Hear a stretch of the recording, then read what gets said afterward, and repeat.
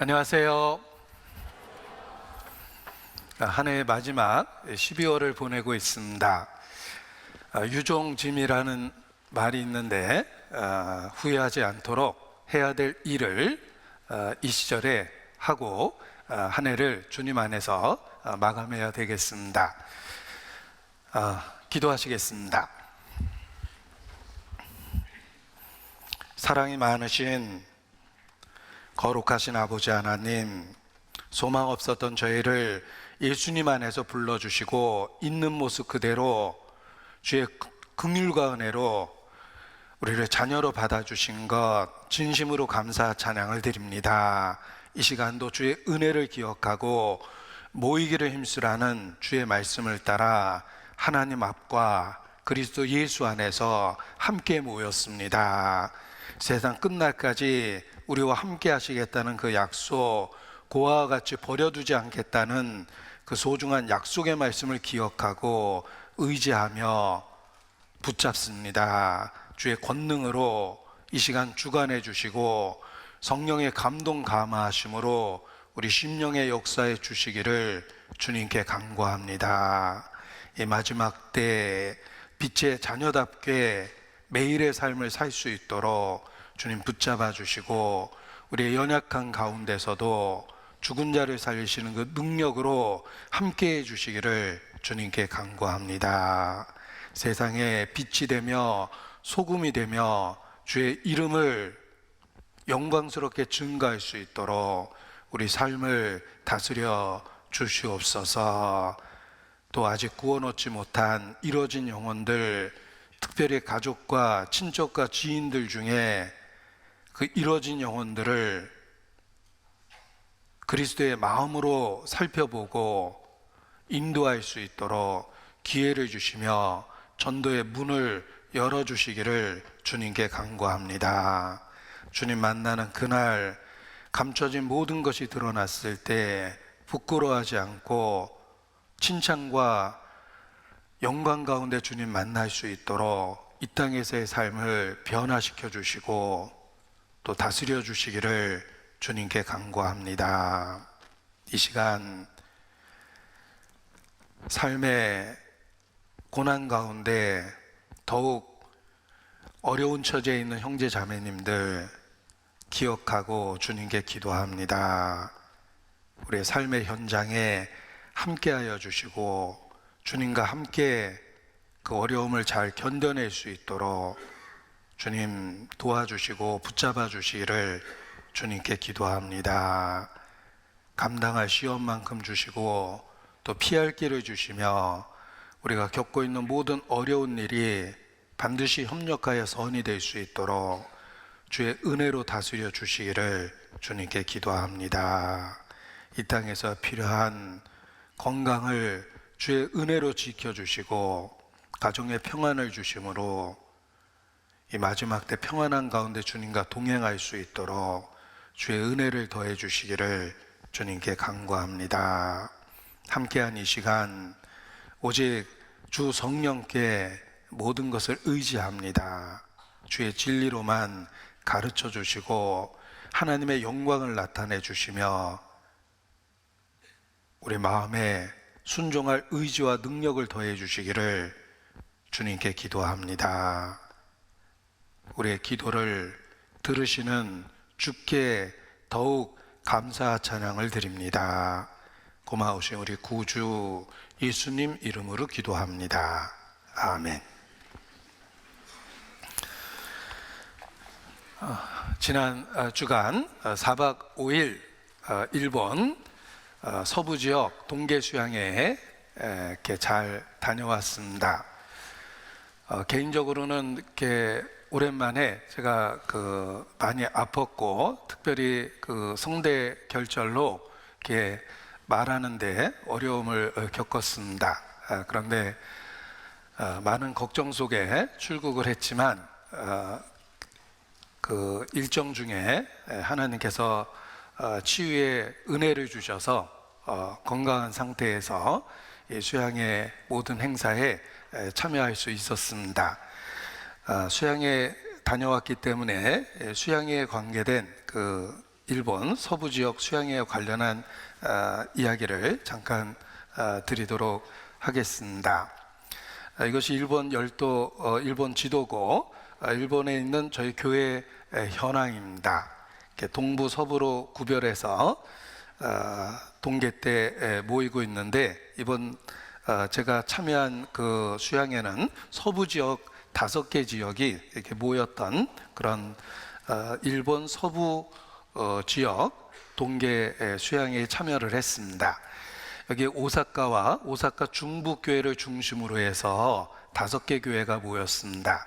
가까이에 있는 나고야 그리고 기우라는 지역에 선교원이 있는데 기우와 나고야 교회 그리고 이쪽에 후쿠오카에 한 가정이 있고 또 먼 길이지만 9시간 정도 걸리는 그 먼 길을 여기 오사카까지 오셔서 참여를 하셨습니다. 그래서 5개 지역에서 143명이 모여서 1박 2일의 짧은 일정이지만은 말씀도 3번이나 이렇게 함께 하고 또 여러 프로그램을 통해서 알차게 그렇게 짧은 일정 수양회를 했습니다.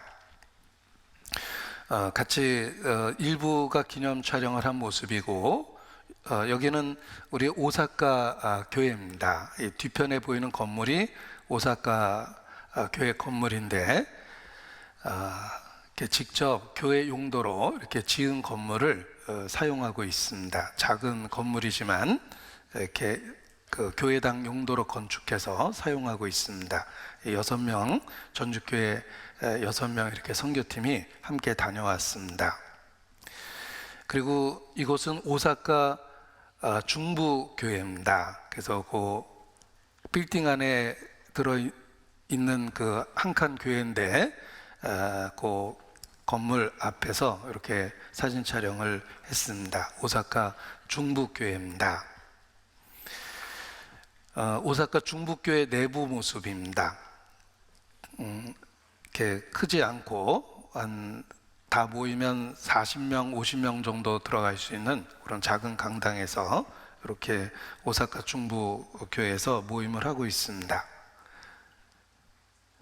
이곳은 오사카 중부교회에서 새로운 장소를 지금 알아보고 있는데 아직 계약이 진행되진 않았지만 좋은 장소가 좋은 곳에 좋은 가격으로 나와서 지금 그 알아보고 있는 과정 속에 있습니다. 그래서 계속 기도 부탁하고 있는데 이 넓은 장소에 이사 갈 수 있도록 이렇게 지금 추진 중에 있습니다. 그러니까 새롭게 준비하고 있는 알아보고 있는 오사카 중부교회 그 새로운 교회당 장소입니다. 여러 가지 어려움이 있지만 지금 그 기도 중에 진행하고 있습니다. 143명이 함께 모였는데 1박 2일 그 수양회를 마치고 수양회가 있었던 그 시설 앞에서 기념 촬영을 했습니다. 이번에 143명 이렇게 서부 지역 그 수양회를 가졌습니다. 수양회 내부 강당의 모습입니다. 저희가 앰프라든지 이렇게 다 설치해 가지고 강당을 사용해서 이렇게 수양회를 가졌습니다. 수양회장 내부 모습입니다.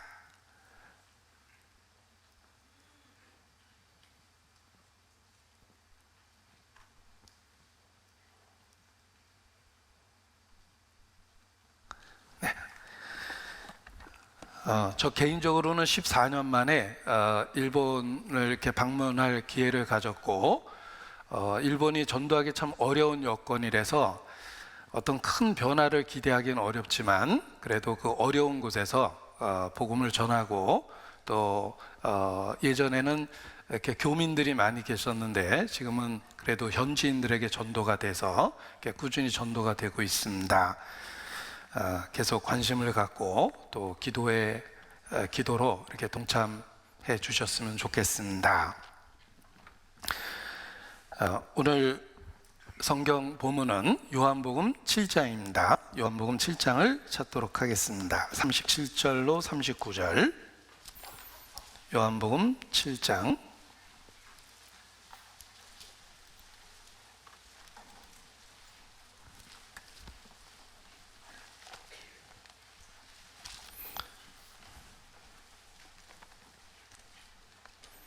(37절로 39절입니다)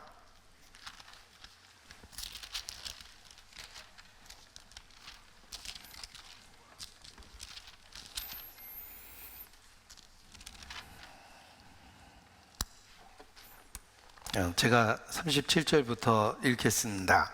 명절 끝날 곧 큰 날에 예수께서 서서 외쳐 가라사대 누구든지 목마르거든 내게로 와서 마시라. 나를 믿는 자는 성경의 이름과 같이 그 배에서 생수의 강이 흘러나리라 하시니. 39절은 같이 읽겠습니다. 이는 그를 믿는 자의 받을 성령을 가리켜 말씀하신 것이라. 예수께서 아직 영광을 받지 못하신 고로 성령이 아직 저희에게 계시지 아니하시더라. 그동안 사도신경에 대해서 총 3번에 걸쳐 함께 생각하고 구체적인 내용을 같이 공부를 했습니다. 첫 번째 시간에는 사도신경은 핵심적이고 중요한 내용을 담고 있다. 그럼에도 불구하고 사람이 만든 것이기 때문에 그 표현에 있어서 논쟁이 될 만한 부분이 있고, 그런 이유로 공적 모임에서 굳이 외우지는 않는 그 이유를 또 살펴봤습니다. 중요한 핵심적인 내용을 담고 있음에도 불구하고 그 표현에 있어서 논쟁의 부분이 있기 때문에 공적 모임에서 굳이 외우지는 않는 여러 이유가 있다는 것을 살펴보았고, 그리고 그 내용을 살펴보면서 성부 하나님에 대해서, 그리고 성자 예수님에 대해서 이렇게 함께 생각을 해봤습니다. 그리고 오늘 기회가 돼서 4번째 사도신경을 갖고 말씀을 함께 상고를 할 텐데, 오늘은 성령 하나님에 대해서 사도신경 내용을 살펴보도록 하겠습니다.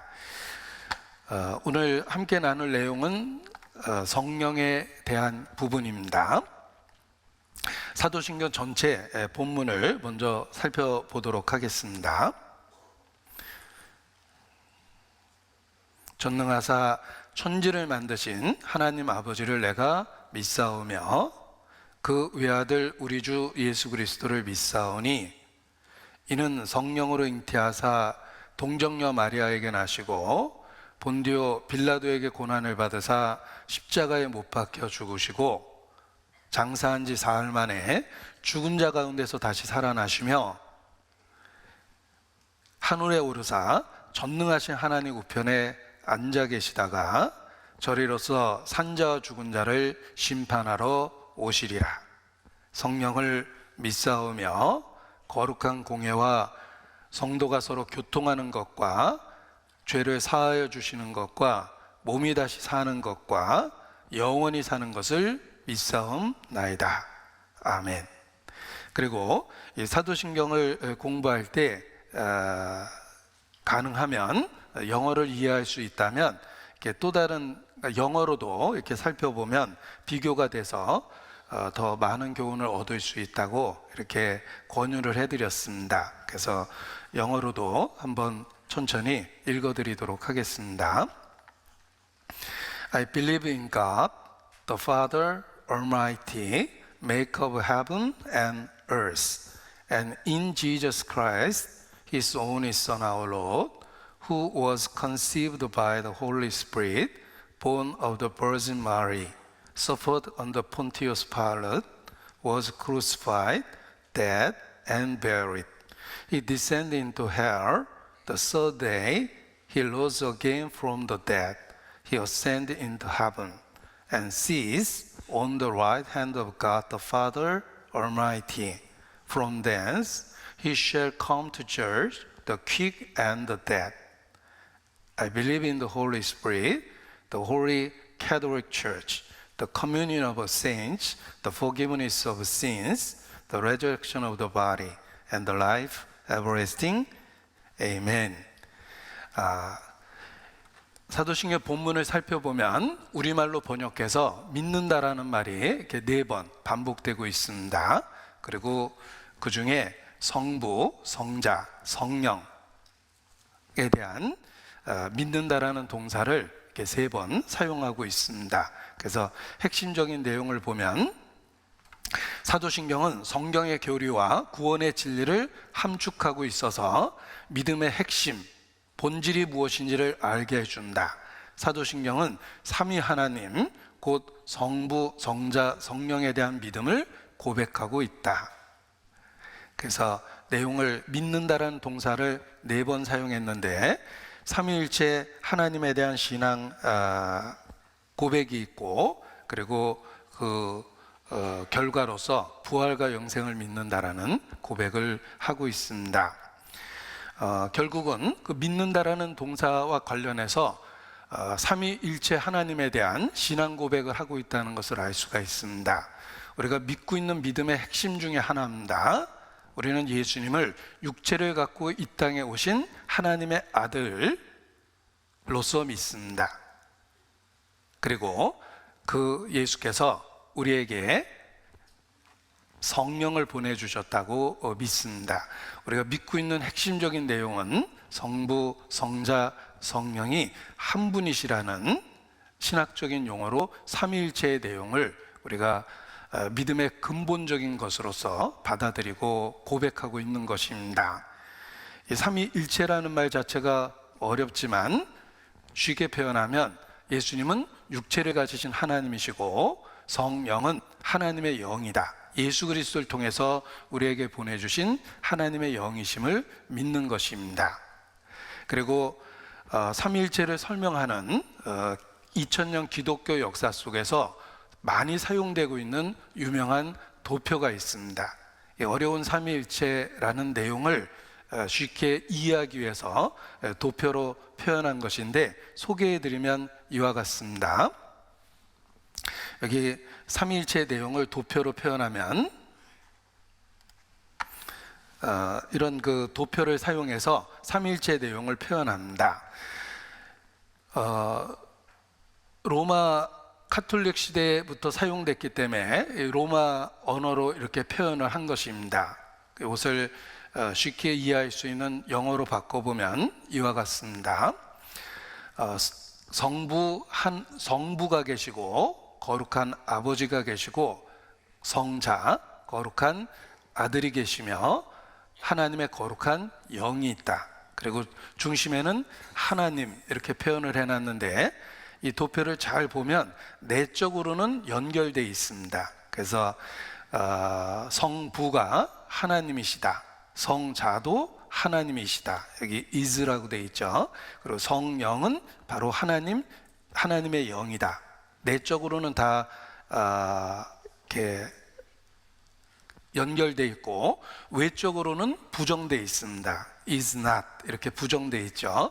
성부와 성자는 다르고 성부와 성령은 다르다. 그리고 성자와 성령도 다르다. 외적으로는 다르지만 내적으로는 하나님의 그 속성을 함께 갖고 있다는 것입니다. 그래서 표현하기 어려운 삼위일체라는 내용을 이렇게 도표로서 이렇게 표현하고 그 개념을 이렇게 문장으로 쭉 풀었으면은 이제 그 삼위일체 우리가 믿고 있는 믿음의 내용이 되는 것입니다. 그래서 전통적으로 많이 사용됐던 그 삼위일체에 대한 그 도표입니다. 이게 설명하려고 다시 그려본 것인데 같은 것을 그린 것입니다. 성부 하나님이 계시고 성자가 계시고 성령이 계시는데 내적으로는 본질에 있어서 하나님과 똑같다라는 것입니다. 그리고 외적으로는 각각의 그 위치가 다르다라는 이야기를 이렇게 표현한 것입니다. 근데 삼위일체를 표현하고 설명하는 것은 어렵지만 우리가 믿고 있는 믿음의 핵심적인 내용인 것은 분명합니다.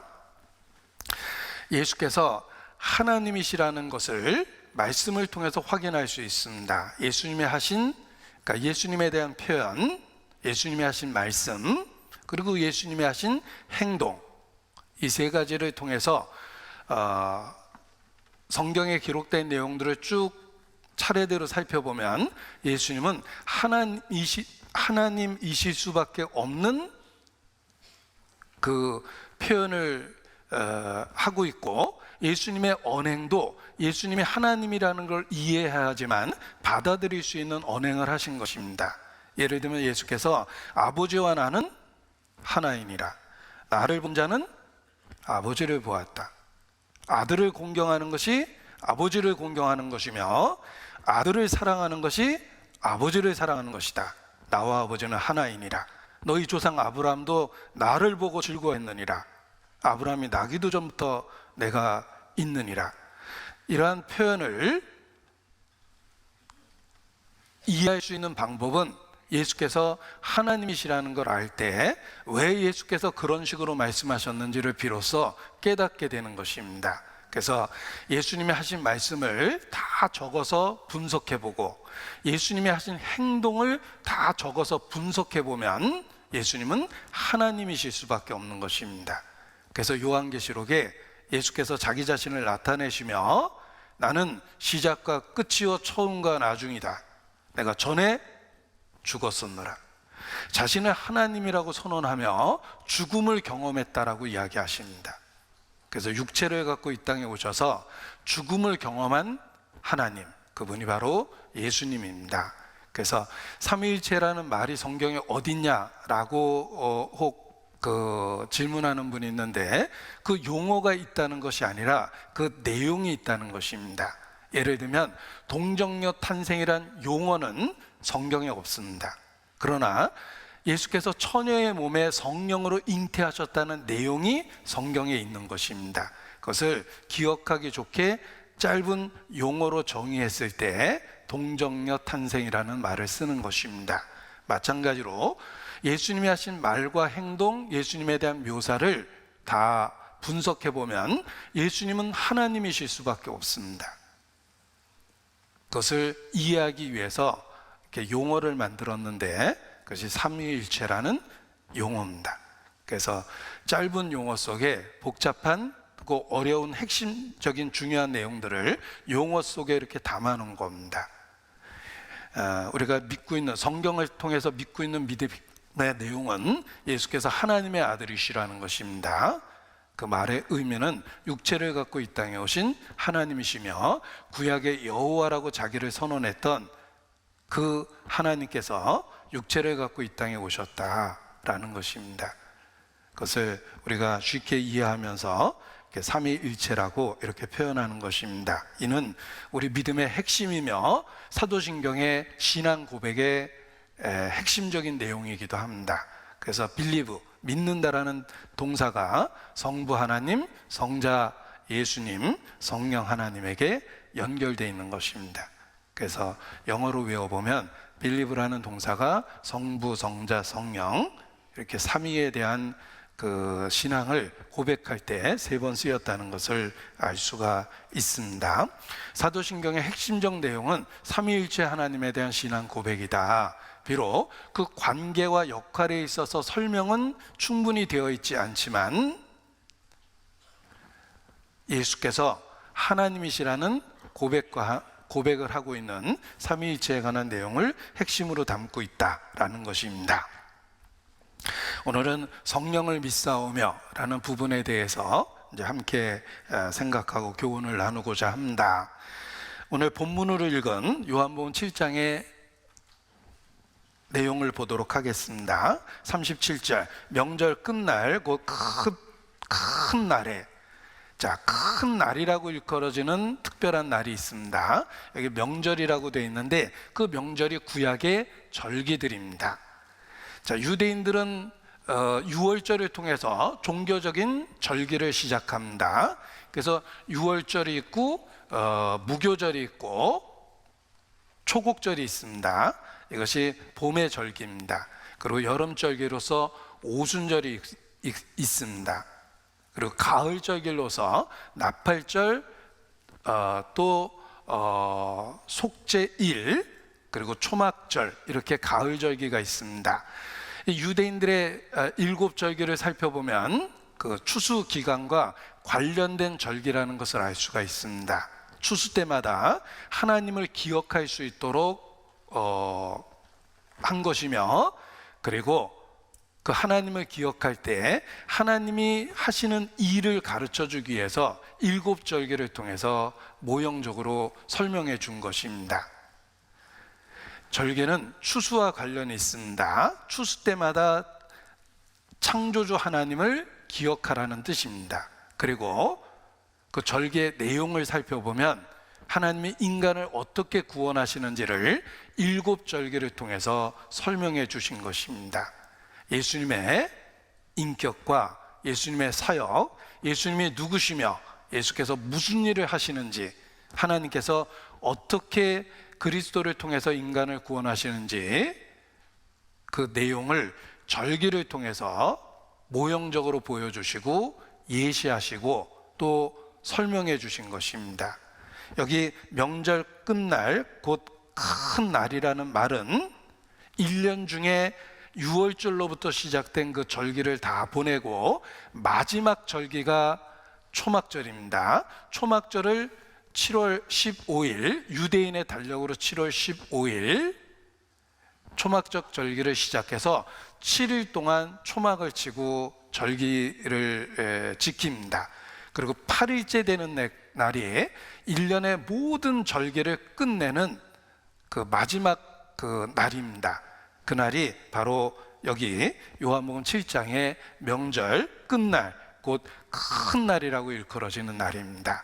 한 해의 7절기를 마무리하는 마지막 날, 초막절 7일을 보내고 8일째 되는 날을 큰 성회로 거룩한 날로 이스라엘이 모였습니다.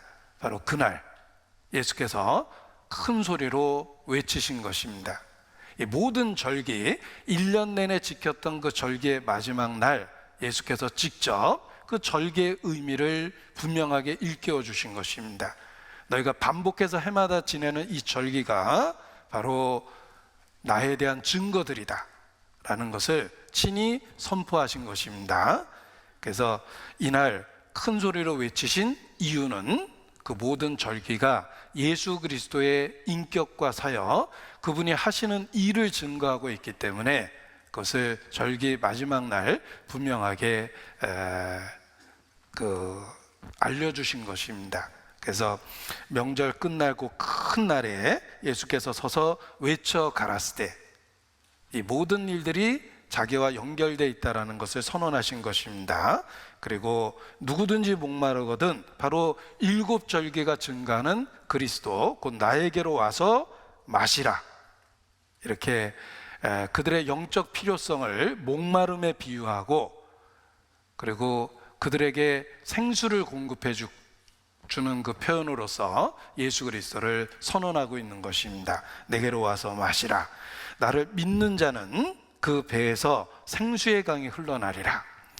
이 배, 그리고 강이라는 단어 때문에 오해를 하는 경우가 있습니다. 강과 배라는 단어를 같이 쓰다 보니까 강가에 떠 있는 보트 생각이 나는데, 여기에 배는 그런 보트 같은 배가 아니라 바로 이 배입니다.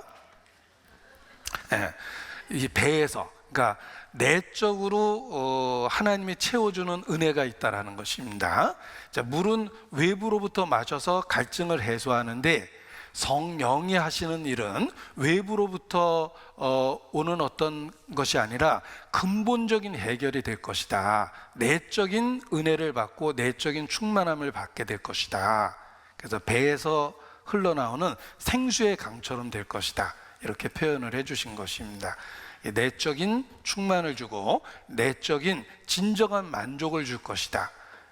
이 세상 목마름을 해결하기 위해서 외적인 것을 구할 필요가 없이 성령이 오시면 내적인 만족감을 갖게 될 것이다. 너희 마음속에 진정한 평안을 누리게 될 것이다 라는 것을 선언하신 것입니다. 그래서 성경의 이름과 같이 그동안 절기를 통해서 예표되고 가르친 것과 같이 성령이 오시면 내적인 만족, 평안을 누리게 될 것이다 라는 것을 선언하셨습니다.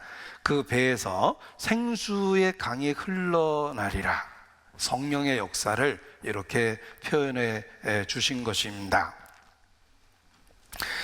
자, 사도신경에도 성령을 믿사오며 라고 그 믿음의 핵심적인 내용으로 고백하고 있습니다. 예수님도 7절기의 모든 내용들이 바로 궁극적으로 예수님을 가리키며 예수님을 믿을 때 내적인 만족 상태가 될 것이다, 성령을 받게 될 것이다 라는 것을 선언하셨습니다. 성경에 하나님이 약속한 성령은 하나님의 영이며 살아있는 인격체이십니다. 단순한 영향력이나 능력이 아니라 살아있는 인격체입니다. 우리가 인격이라고 이야기할 때 쉽게 이해하기 위해서 지정의라는 그런 분류 방법을 사용합니다. 지식이 있고 감정이 있고 의지가 있을 때 인격체가 된다라고 이야기하는데, 성령은 단순한 영향력이나 능력이 아니라 하나님의 영이며 살아계신 인격체라는 것입니다.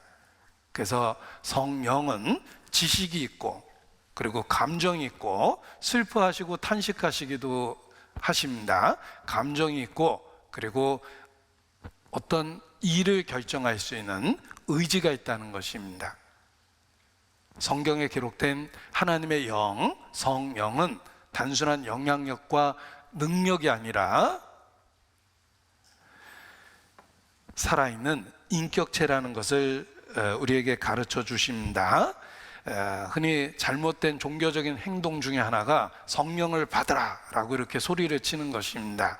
성령을 마치 주고받을 수 있는 것처럼, 또 자신의 명령에 의해서 받을 수 있는 것처럼, 또는 단순한 영향력이나 능력처럼 이렇게 표현하는 것은 성령에 대한 모욕입니다. 왜냐하면 성령은 살아계신 거룩한 하나님의 영이며 인격체이기 때문에 그렇습니다.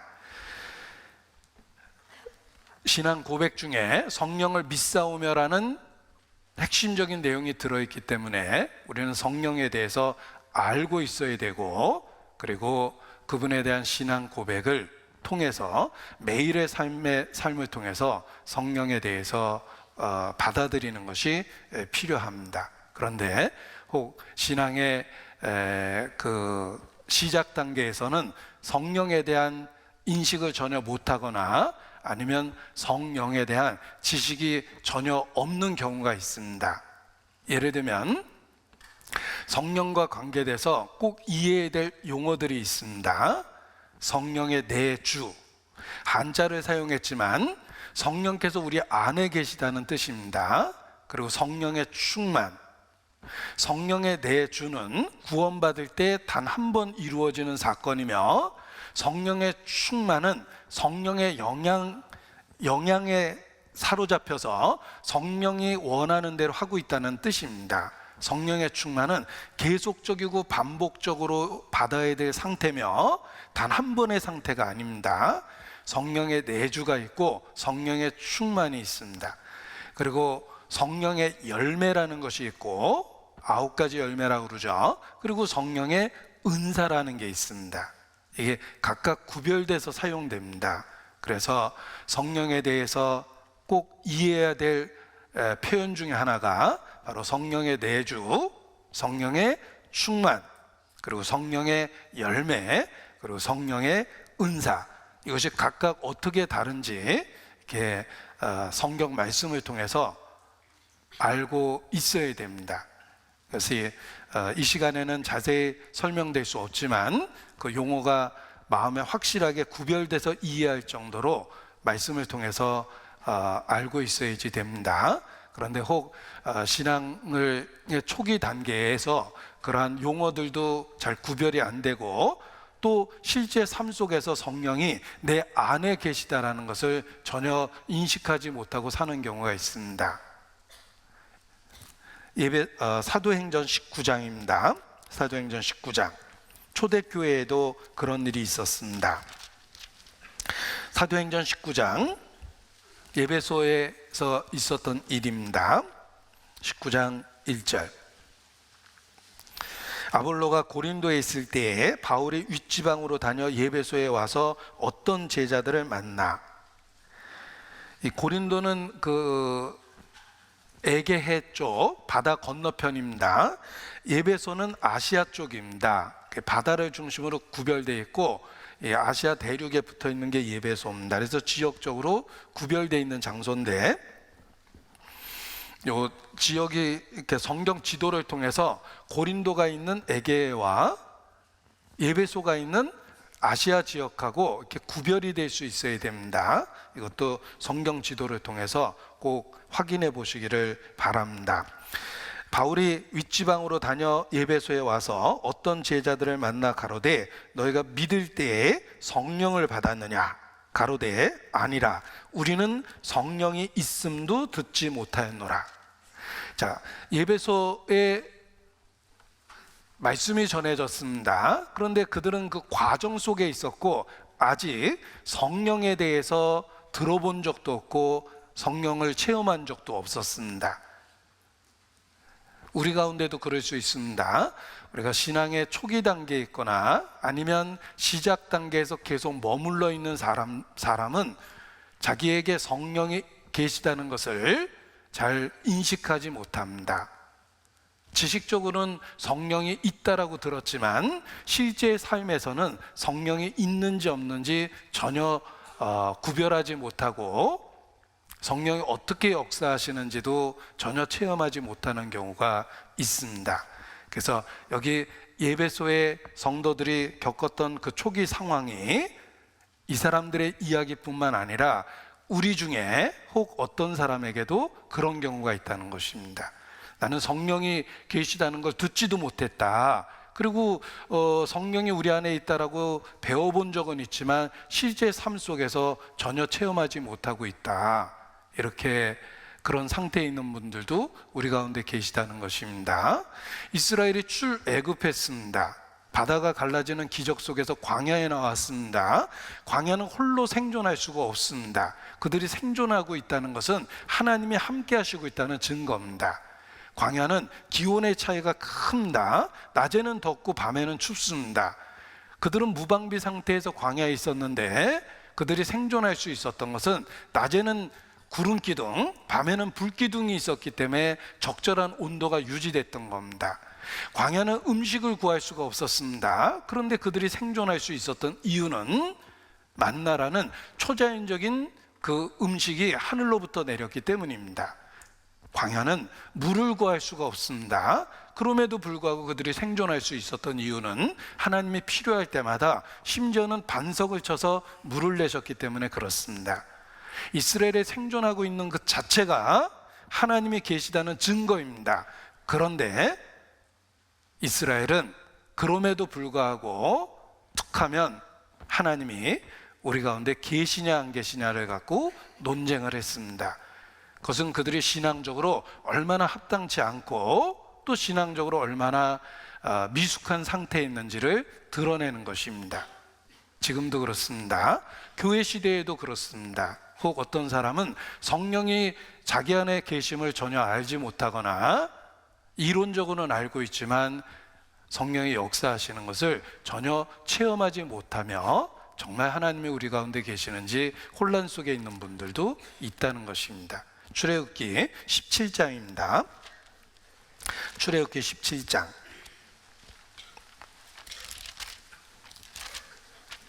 7절.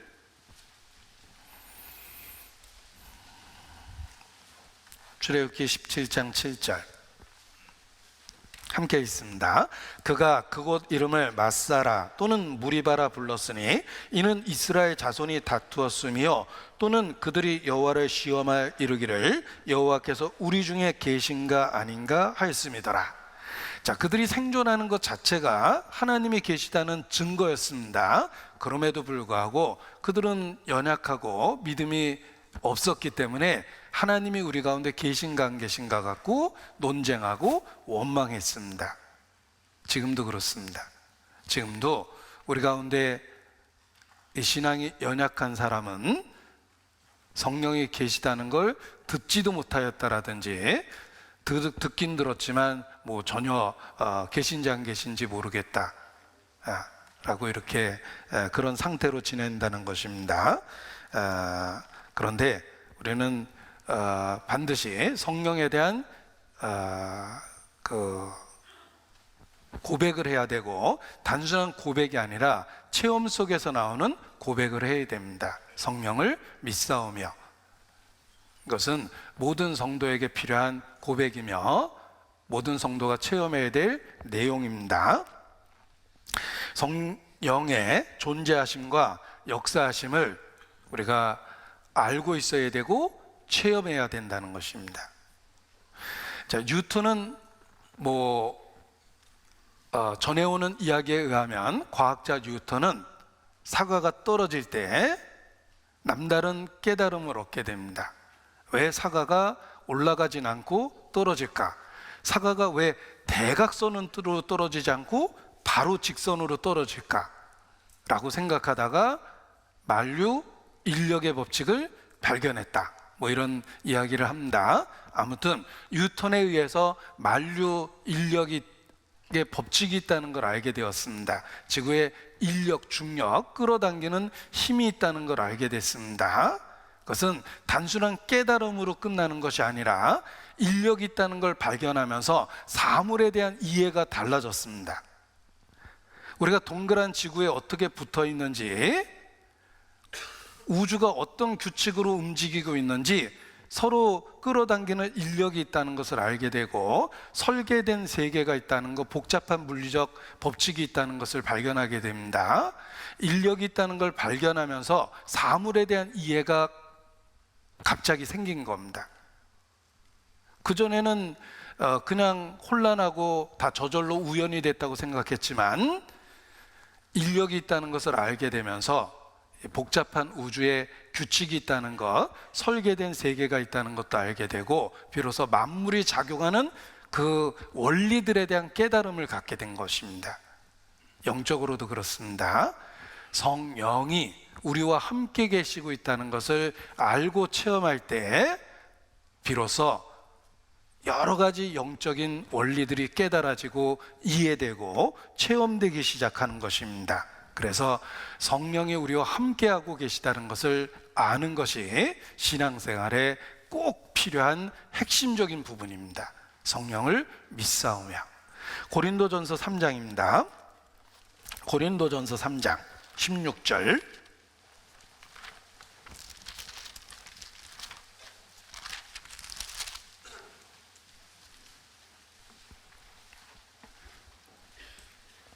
(3장 16절)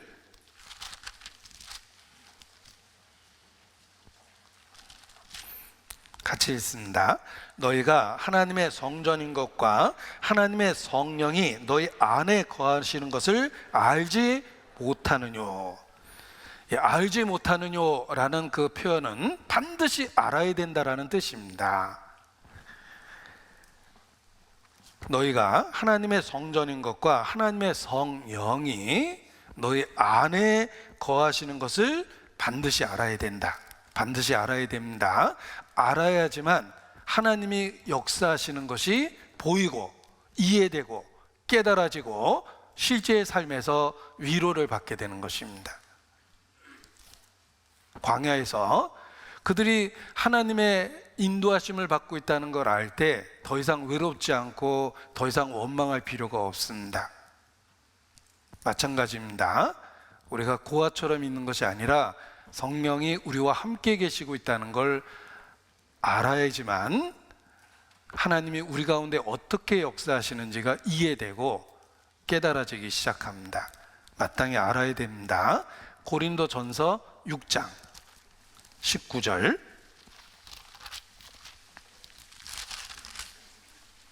6장 19절 또 같이 읽습니다. 너희 몸은 너희가 하나님께로부터 받은 바 너희 가운데 계신 성령의 전인 줄 알지 못하느냐. 너희는 너희 것이 아니라.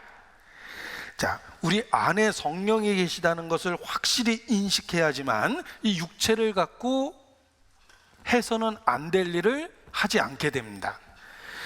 고린도 성도들은 성령이 자신들 안에 있다는 것을 인식하지 못했습니다. 그러니까 육체를 가지고 해서는 안 될 짓을 했고, 심지어는 이방인도 없는 음행을 행하게 됩니다. 그래서 15절에 아주 강하게 책망하죠. 너의 몸이 그리스도의 지체인 줄 알지 못하느냐? 내가 그리스도의 지체를 가지고 창기의 지체를 만들겠느냐? 결코 그럴 수 없느니라. 성령이 우리 안에 계시다는 것을 깨닫지 못하면 이 육체를 갖고 이방인도 안 하는 음행을 하게 된다는 것입니다.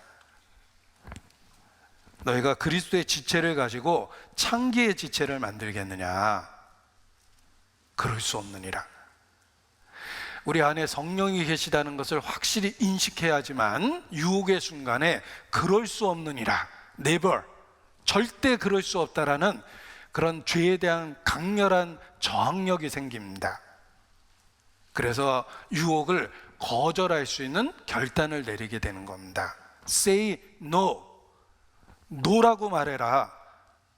유혹에 대해서 단호하게 never, 내가 어떻게 그렇게 할 수 있겠느냐라는 생각 때문에 유혹에 대해서 단호하게 거절하게 되는 것입니다. 성령이 우리 안에 계시다는 걸 인식하고 살아야 되는 것입니다.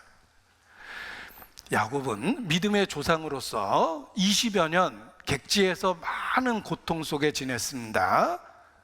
단순한 고난을 받은 것이 아니라 유혹 속에서 보냈지만 끝까지 믿음의 사람으로 살 수 있었고, 다시 하나님이 약속하신 그 땅으로 돌아올 수 있었습니다. 그 이유 중에 하나는 자신의 삶에 하나님이 함께 계시다는 증거를 받았기 때문에 20여 년 이방 생활 중에도 믿음을 지킬 수 있었던 것입니다. 자신의 삶에 하나님이 함께 하시고 있다는 것을 확실히 깨달았기 때문에 20여 년 이방 생활 중에도 믿음의 사람으로 구별되어 있었고, 마침내 다시 약속의 땅으로 돌아올 수 있었습니다. 야곱이. 창세기 28장입니다. 창세기 28장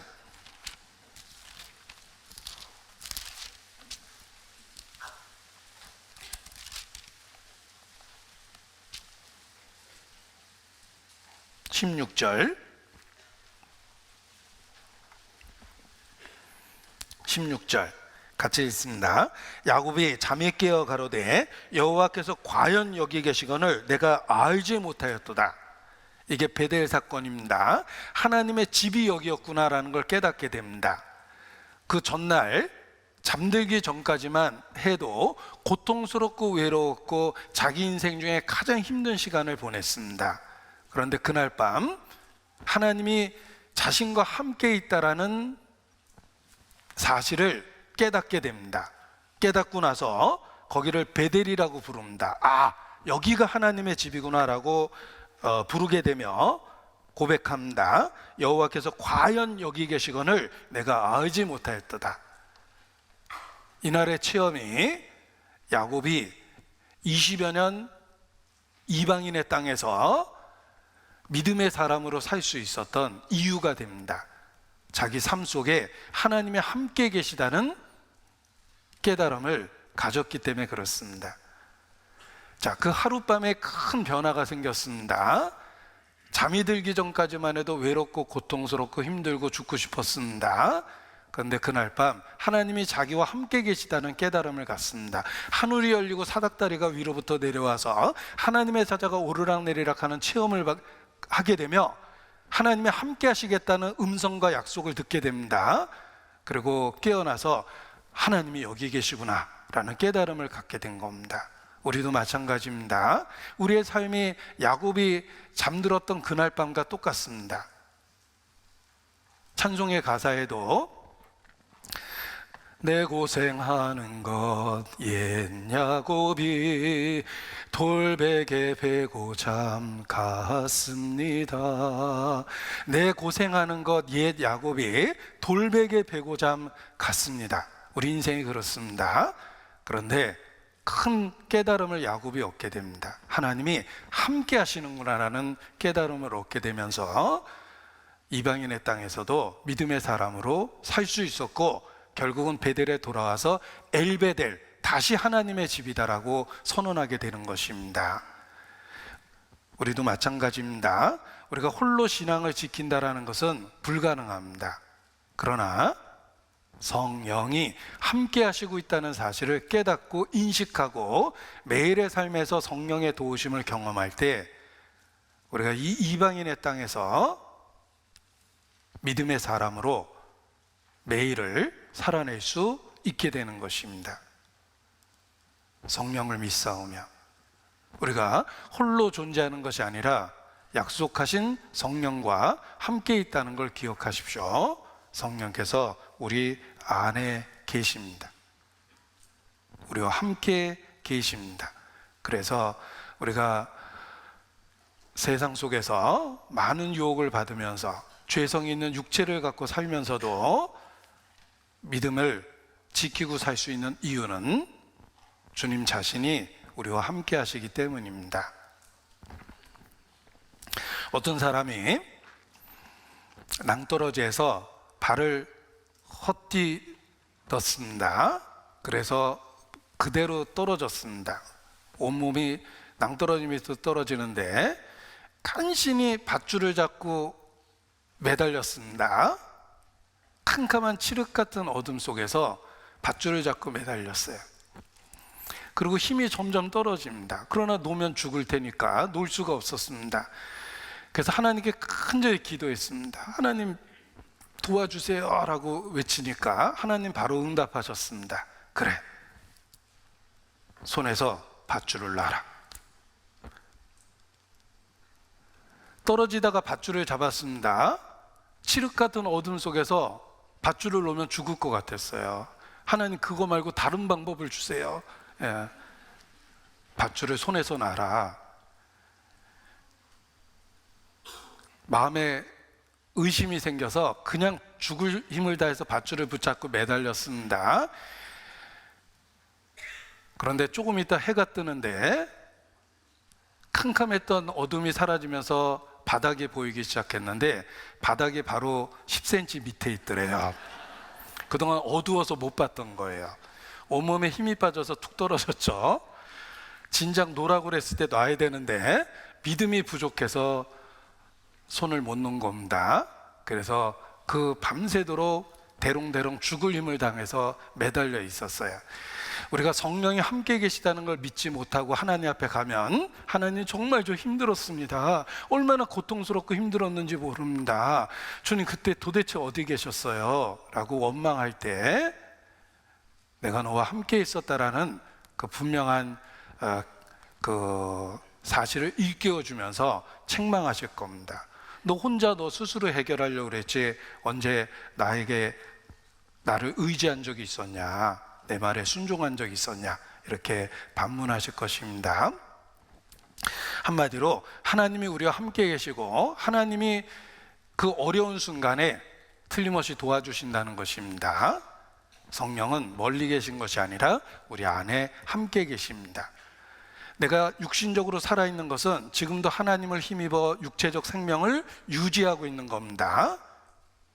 살아있는 모든 존재는 하나님을 의지해서 생명활동을 하고 있는 겁니다. 불신자조차도 마찬가지입니다. 내가 영적 생명을 유지하고 신앙을 지킬 수 있는 이유는 난 한번 결심하면 한다면 하는 사람이기 때문에 신앙을 지키고 있는 게 아니라 성령께서 붙잡아 주시고 함께 하시기 때문에 그렇게 의심 많은 내가 아직 신앙생활을 하고 있는 겁니다. 성령은 우리 안에 계셔서 우리의 영적 생명을 지탱하고 계십니다.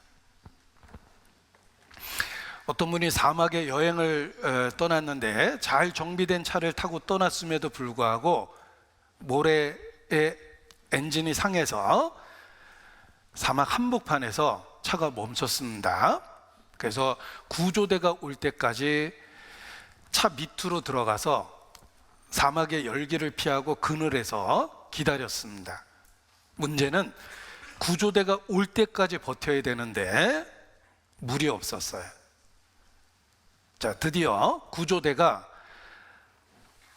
관광객 하나가 실종됐으니까 바로 확인이 돼서 구조대가 찾아 헤매기 시작했고, 그 사막에 차를 발견을 했습니다. 구조대가 도착했을 때 이미 늦었대요. 그래서 물이 없어서 이미 관광객은 사망한 상태였습니다. 그런데 그가 타고 온 그 차, 고장난 그 차 라디에이터 안에 물이 가득했답니다. 엔진을 식힐 수 있는 물이 라디에이터 안에 들어있죠. 그런데 그 라디에이터 안에 물이 가득했는데 차량에 대한 정보가 없었기 때문에 물이 없다고 생각한 관광객은 그 라디에이터 물을 두고도 목말라서 죽었던 것입니다.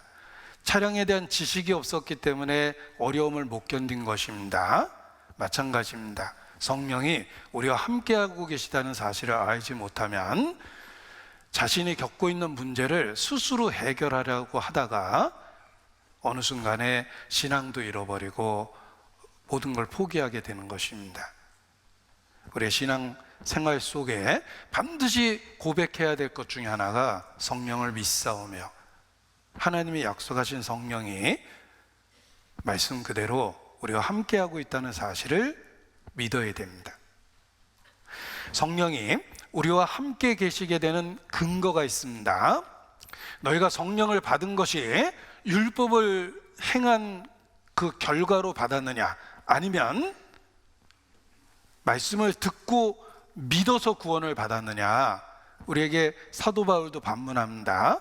너희가 성령을 받은 것이 율법의 행위로냐, 말씀을 듣고 믿음의 결과이냐. 율법의 행위로 성령을 받을 사람은 없습니다. 우리는 듣고 믿음을 통해서 성령을 값없이 받은 거예요. 성령이 우리에게 주어진 근거를 생각해 보십시오. 나의 노력과 행위의 결과가 아니라 하나님의 은혜로 주신 것입니다. 성령을 우리에게 주신 근거가 그렇습니다. 요한복음 7장 오늘의 본문으로 읽었던 말씀에도 그렇게 표현되어 있습니다. 아직 그리스도께서 영광을 받으지 아니하신 고로 그들에게 아직 성령이 없었더랍니다. 아직이라는 말이 2번이나 쓰였죠. 강조된 거예요. 그리스도께서 아직 영광을 받지 않으셨을 때는 그들에게 아직 성령이 없었어요. 그 말의 뜻은 그리스도가 반드시 영광을 받아야만 성령이 오실 수 있다는 뜻입니다. 그리스도는 구세주입니다. 구세주로서의 영광은 반드시 고난과 죽음을 통과해야 됩니다. 죄인을 구원하시는 구세주의 영광은 피 흘림이 없은즉 죄사함이 없습니다. 그리스도는 반드시 피를 흘려야지만 구세주로서의 영광을 갖게 되는 것입니다. 하나님은 창조주입니다. 그런데 독생자의 피 흘림으로 비로소 구세주의 영광을 창조주가 갖게 된 거예요. 예수 그리스도가 없을 때는 하나님은 창조주로서의 영광만 갖고 있었습니다. 예수 그리스도를 통해서 하나님은 창조주일 뿐만 아니라 구세주의 영광을 갖게 된 겁니다. 성령이 우리에게 오시게 된 근거는 그리스도가 영광을 받으셨기 때문입니다. 고난과 죽음을 통해서 그리고 부활을 통해서 영광을 받으셨기 때문에 비로소 성령이 우리 가운데 오실 수 있었습니다. 요한복음 16장입니다. 요한복음 16장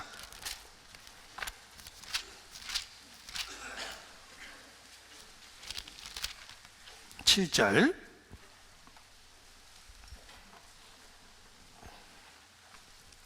요한복음 16장 7절 같이 읽습니다.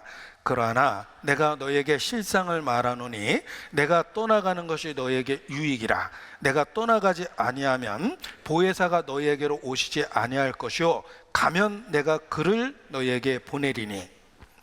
성령을 보혜사라고 표현합니다. 성령께서 우리에게 어떤 일을 하실까? 보혜사 역할을 하십니다. 보혜사가 무엇일까? 복합적인 의미를 갖고 있습니다.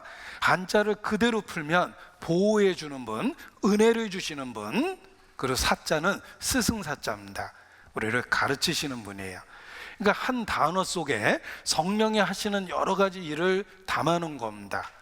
보호해 주고 은혜를 베푸시고 그리고 우리를 가르치셔야 보혜사입니다.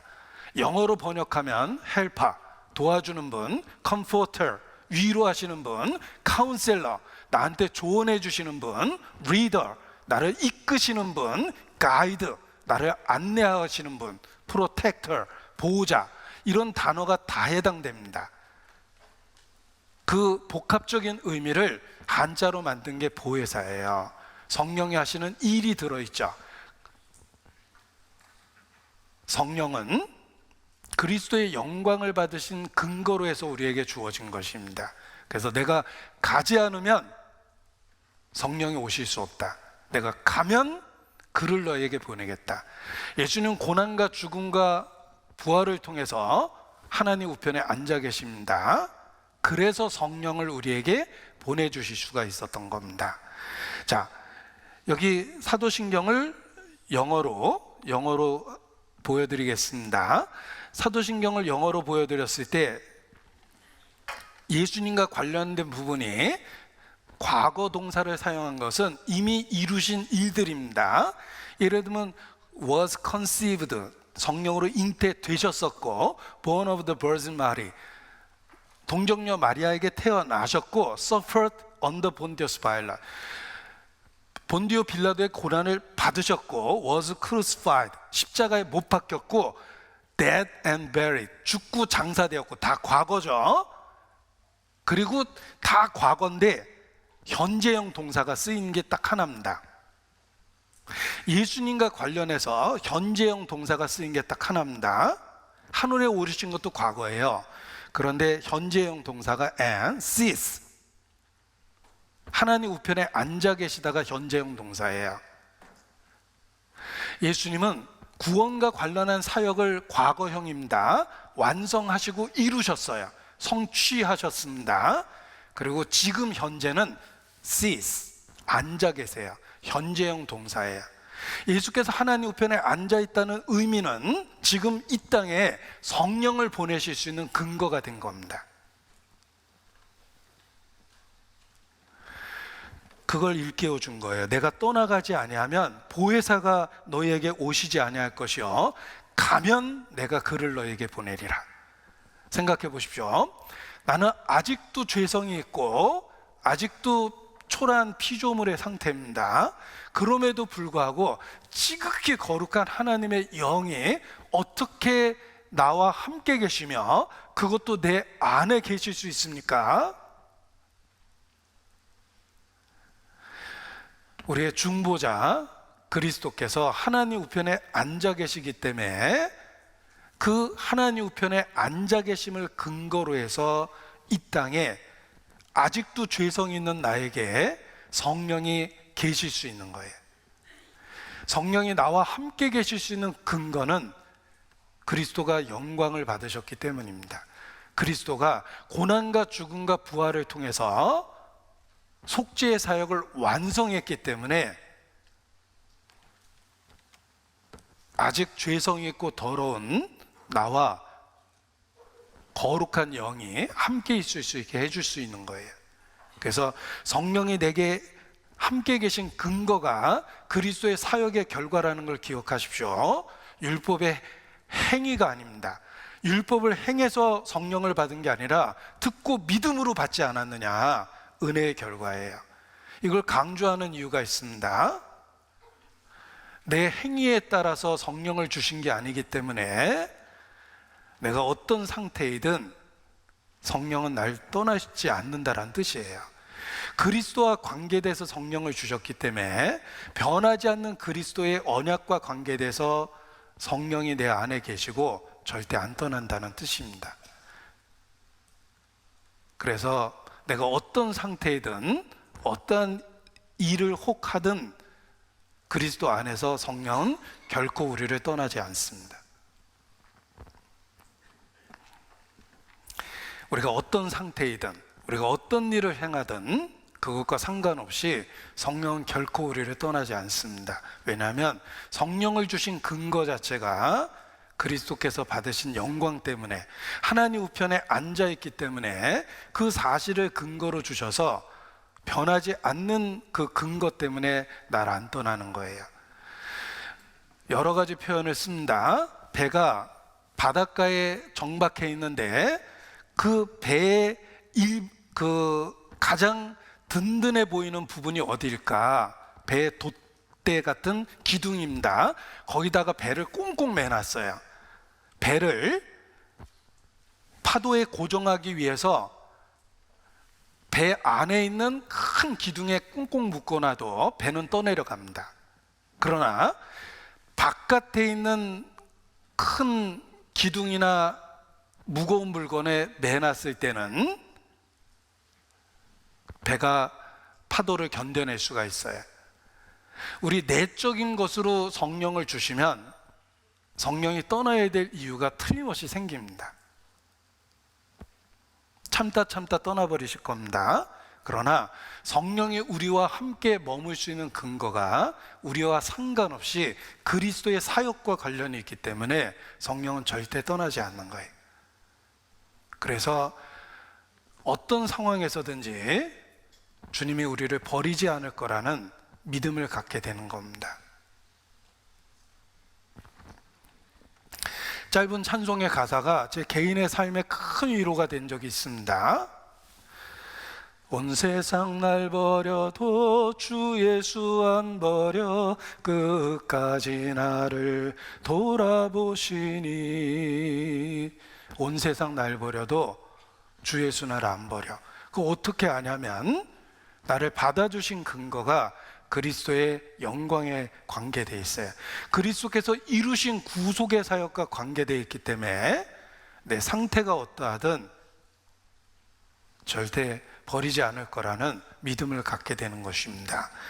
자, 성령이 우리에게 주어진 근거를 기억하십시오. 내가 과연 너희를 버리지 아니하며 너희를 떠나지 아니하리라. 내가 너희를 어찌 놓겠느냐. 그 말이 믿는 우리에게 주신 약속이라는 것을 깨닫게 됩니다. 그래서 성령을 주신 근거는 우리의 상태나 우리의 공로가 아니라 그리스도께서 이루신 속죄 사역을 근거로 우리에게 성령을 주신 것이다. 그리고 아직 내 안에 성령이 머물 수 있는 근거는 사도신경을 보십시오. 예수님과 관련한 현재형 동사예요. 앉아 계셔요, 현재. 그래서 그 사실을 근거로 성령을 보내주셨기 때문에 우리가 이 땅에서 결코 버림받지 않을 거라는 확신을 갖고 살 수가 있는 것입니다. 성령을 믿사오며 고백할 수밖에 없습니다. 왜냐하면 역사 속에 있는 그리스도를 현재 나와 연결시켜 주셨어요. 그리고 단지 하늘에 계신 하나님이 아니라 지금 이곳에서 나와 함께 계시는 하나님을 경험할 수 있게 성령이 만들어 주시는 거예요. 성령은 성경에 기록된 예수님을 나와 관련 연결시켜 주셨고, 단지 하늘에 계신 주님이 아니라 지금 이곳에서 나와 함께 하시는 구세주를 만들어 주신 분이에요. 성령이 그런 역할을 하시는 거예요. 그래서 하나님이 지금 이곳에 나와 함께 계시다라는 근거는 성령을 믿사오며라는 고백 안에 들어있는 거예요. 성령이 그렇게 만들어 주시는 거예요. 그래서 정말 힘들고 어려울 때마다 God is now here, 하나님이 지금 여기 계시다. 제가 이렇게 노트했습니다. God is now here, 하나님이 지금 여기 계시다. 한 번 써서 위로가 안 되면 한 번 더 써요. 노트 가득 쓸 때도 있어요. 그러면 사실이 사실로 받아들여져서 큰 위로를 받게 됩니다. 성령은 하나님이 지금 이곳에서 나와 함께 계시고 있다는 사실을 분명하게 인식시켜주고 증거해 주기 때문에 그렇습니다. 이 성령이 계셔야지만 우리가 주님을 올바른 마음으로 기다릴 수가 있습니다. 신랑을 기다리는 10처녀 비유를 보십시오. 5은 슬기로웠고 5은 미련했다고 되어 있습니다. 슬기로운 자는 등과 기름을 함께 준비했고, 미련한 5처녀는 등만 갖고 있었지 기름이 없었어요.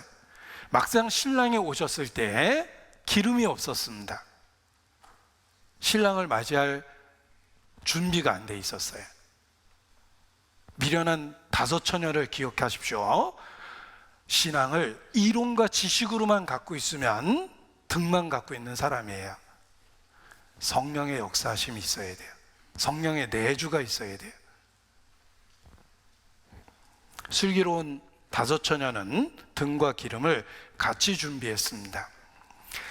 유다서에 보면 끝까지 안 변하는 사람들이 있습니다. 그들을 육에 속한 자, 성령은 없는 자라고 선언합니다. 유다서 보겠습니다.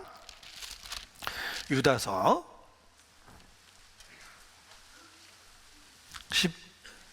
18절입니다. 그들이 너에게 말하기를 마지막 때 자기의 경건치 않은 정욕대로 행하며 기롱하는 자들이 있으리라.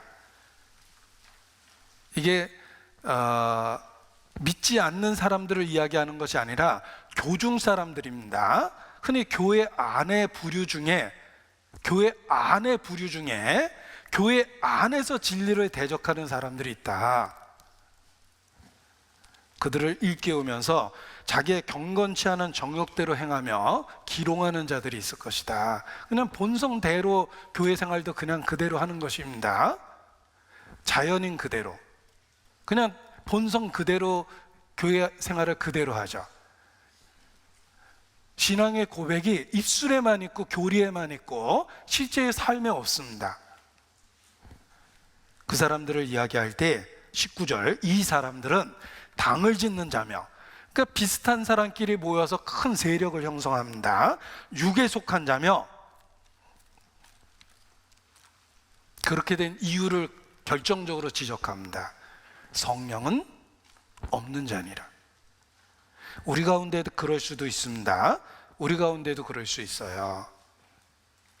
그냥 자연인 그대로, 그냥 본성 그대로 삶의 변화가 없습니다. 예수님에 대해서는 이론과 지식이에요. 교리예요. 정확한 교리만 알고 있지 삶의 변화가 없습니다. 자기가 생각해도 이상하죠. 2년, 3년, 5년, 10년 세월이 흐르는데 내적 변화가 없습니다. 안 변하는 이유가 있어요. 등은 갖고 있는데 기름이 없는 거예요. 끝까지 육에 속하고 안 변하는 이유가 있죠. 성령은 없는 자니라. 바울은 고린도 성도들을 향해서 이야기합니다. 내가 가면 말을 알아볼 것이 아니라 능력을 알아볼 것이니라. 말은 교리적이고 정확하게 말할 수 있습니다. 더 세련되고 다듬어진 교리를 이야기할 수 있습니다. 그런데 능력은 삶의 변화를 만들어내요. 말만 있고 능력이 없으면 교리적으로는 똑같은 인정과 시인을 하지만 삶의 변화가 없어요. 그것이 바로 미련한 5처녀입니다. 등만 갖고 있고 기름이 없는 거예요. 자, 성령을 믿사오며 고백해야 됩니다. 성령은 역사적인 예수를 나와 연결시켜 줍니다. 그리고 그 그리스도를 현재 내 삶에 살아있게 만들어 주십니다. 하나님이 지금 여기 있다라는 것을 성령의 역사하심을 통해서 경험하고 사는 것입니다. 그것이 성령의 역사예요. 제가 웨스터민스터 소요리 문답을 인용하곤 했습니다. 웨스터민스터는 영국에 있는 교회당 이름이며 카톨릭이라는 무서웠던 핍박의 시대에 끝까지 진리를 지킨 사람들이 모여서 핵심적인 진리를 요약해서 선포한 겁니다. 그 웨스터민스터 소요리 문답입니다. 그 안에는 우리가 반드시 믿어야 될 핵심적인 내용을 요약해 놨어요. 횡설수설하지 않고 바른 진리를 분명하게 알 수 있도록 다음 세대를 위해서 문장으로 요약해 놓은 거예요. 그 부분 중에 성령에 대한 부분이 있습니다. 그 부분을 다시 한번 일깨워 드리겠습니다. 웨스터민스터 소요리 문답입니다. 1600년 영국의 웨스터민스터 교회당에서 개신교 지도자 151명이 모였습니다. 그래서 무려 5년 6개월 동안 1163회를 모여서 핵심적인 진리를 요약했는데, 그 중에 성령과 관계된 부분을 다시 한번 일깨워 드리겠습니다. 짧게 핵심을 요약해서 문답식으로 가르쳤다는 뜻에서 소요리 문답입니다. 그 중에 우리가 가장 중요시 여기는 23문답이 있어요. 이건 예수 그리스도와 관계된 문답입니다. 그리스도께서 우리의 구속자로서 선지자와 제사장과 왕의 직분을 행하시되 낮아지셨고 높아지신 두 상태에서 하십니다. 그리스도는 낮아지셨고 높아지셨고 죽고 부활했습니다. 고난받고 영광 받으셔서 그리스도가 되셨어요. 구속자가 되셨는데 우리에게 세 가지 직분을 갖게 되었어요. 선지자, 제사장, 왕. 이것을 그리스도의 삼중직분이라고 합니다. 그래서 예수 믿는다는 의미를 한 문장 속에 명확하게 담아놨는데, 성령의 하시는 일을 이렇게 설명합니다. 성령이 하시는 일을 어떻게 설명하셨냐면, 보세요.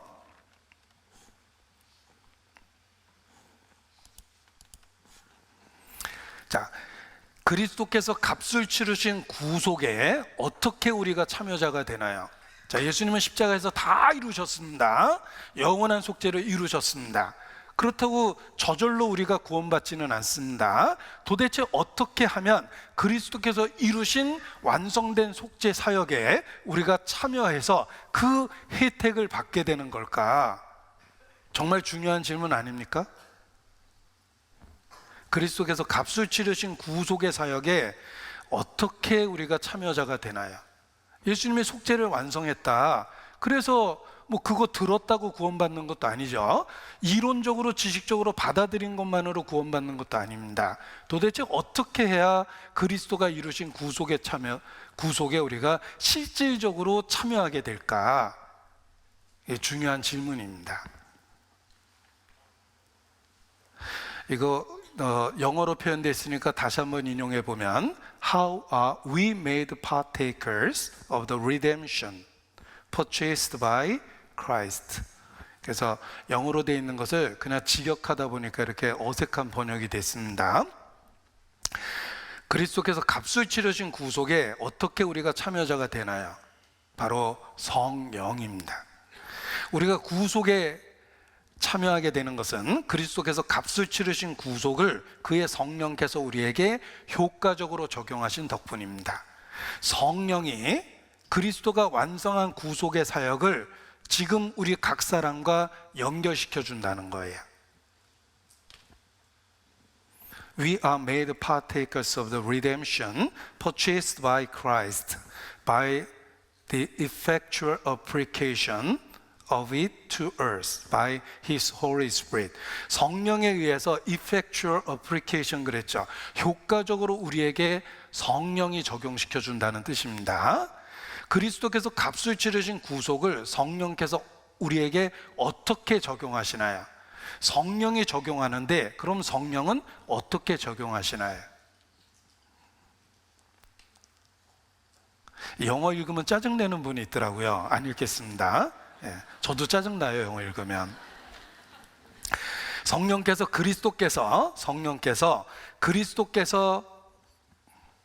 이거 뭐 틀렸네요, 제가. 그리스께서, 참 역시 한심한 내 모습이 곳곳에 보입니다. 회개하고 다시 읽겠습니다. 그리스도께서 값을 치르신 구속을 우리에게 적용하시는 것은 우리 안에 믿음을 일으키시고, 그렇게 해서 효과적인 부르심으로 우리를 그리스도와 연합시키시는 것입니다. 믿음을 일으키시고 효과적으로 연합시킨다. 효과적인 부르심이란 무엇인가요? 성령이 효과적으로 부르시고 적용한다고 그랬는데 그 효과적인 부르심이 무엇인가요? 효과적인 부르심은 하나님의 영이 하시는 일인데 우리로 우리 죄와 비참함을 납득하게 하시고 그리스도의 지식으로 우리 마음을 조명하시고 우리의 의지를 새롭게 하시며 그분이 우리를 설득하며 복음 가운데 값없이 주시는 예수 그리스도를 기꺼이 받아들이는 것을 가능하도록 하십니다. 이게 성령이 하시는 일이에요. 효과적인 부르심은 하나님의 영이 하시는 일이다. 성령이 하시는 일입니다. 우리로 우리의 죄와 비참함을 납득하게 하시고 죄를 깨닫게 하시죠. 죄에 대하여 세상을 책망하신다. 그리스도의 지식으로 우리의 마음을 조명하시고 우리의 의지를 새롭게 하시며 그분이 우리를 설득하며 복음 가운데 값없이 주시는 예수 그리스도를 기꺼이 받아들이는 것을 가능하도록 하십니다. 이게 성령이 하시는 일이에요. 자, 파스칼은 젊은 나이에 죽었습니다. 그는 많은 고통을 받고 인생을 살았기 때문에 생각이 많았어요. 그의 고통스러운 삶이 그로 생각하게 했습니다. 그래서 파스칼이 사람은 생각하는 갈대다라고 표현한 거예요. 갈대는 흔들리고 연약하지만 인간의 위대함은 생각하는 것 속에 있다. 파스칼은 생각했습니다. 인생을 생각했고 구원을 생각했고 그리스도를 생각했어요. 그리고 답을 얻었어요. 자신이 얻은 답을 종이에 적어서 자기 옷과 옷 사이에 넣어서 재봉을 했어요. 죽는 순간까지 입고 있었어요. 그가 죽었을 때 그 옷을 뜯어서 그 구절을 확인했고 파스칼의 팡세에 보면 그가 써놓은 그 구절들이 나옵니다. 그 파스칼이 했던 말을 인용하고자 합니다. 세상에는 두 종류의 사람이 있다. 자신을 죄인이라고 생각하는 의인이 있고 의롭다고 생각하는 죄인이 있다. 세상에는 두 종류가 있다. 여러분, 구원 안 받은 사람은 자기 의에 도취돼서 삽니다. 자기를 의롭다고 생각하는 하나님 앞에 멸망할 죄인들이에요. 그러나 그리스도인은 자신을 죄인이라고 생각하는 의인이다. 파스칼이 그렇게 표현했습니다. 성령은 하나님 앞에 내 자신을 보게 해준다. 나의 죄와 비참함과 형벌의 당연함을 받아들이게 해줘요. 마땅히 형벌받을 내 자신이라고 생각했을 때 그리스도의 끔찍한 십자가가 비로소 나를 위한 것이라는 걸 알려주셨어요. 성령이 하시는 일이에요. 그래서 한편으로는 죄에 대한 확실한 깨달음이 있고 역설적이지만 한편으로서는 하나님 앞에 당당합니다. 그리스도가 주신 의로움이에요. 자신을 죄인이라고 생각하는 의인이 있다. 파스칼이 그렇게 표현한 겁니다. 성령은 그리스도와 관계돼서 우리를 그렇게 설득하셔요. 우리 자신도 우리 자신을 성령이 보시는 것처럼 그렇게 봅니다. 그리스도 없는 나는 마땅히 형벌받을 죄인입니다. 그리스도 함께한 나는 당당한 의인이에요. 그리스도 때문에. 성령이 우리에게 증거해 준 사실입니다. 그래서 성령이 하시는 일을 여기 네 가지를 정리해 봤습니다. 보세요. 성령은 그리스도께서 완성하신 구속의 사역을 각 사람에게 적용하여 유효하게 하신다. 성령이 하시는 일이에요. 예수님이 온 세상 죄를 위하여 죽었다는 이야기는 저는 어린 시절부터 들었습니다. 비록 강요돼서 교회 다녔지만 교회에서 제일 많이 들었던 이야기가 그리스도의 십자가 이야기예요. 죄인을 위해서 죽었다는 이야기를 많이 들었지만 그것이 나를 위해서라고 구체적으로 생각해 본 적이 없었는데 어느 날